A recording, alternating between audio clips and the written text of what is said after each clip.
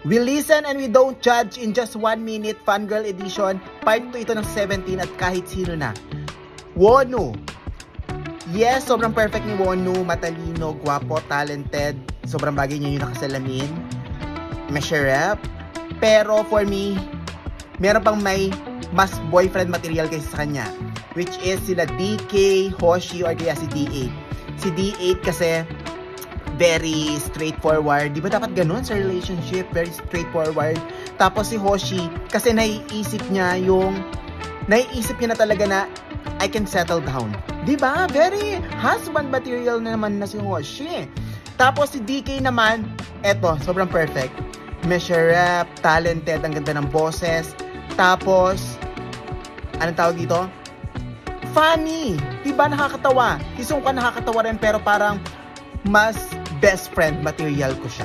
Ganun.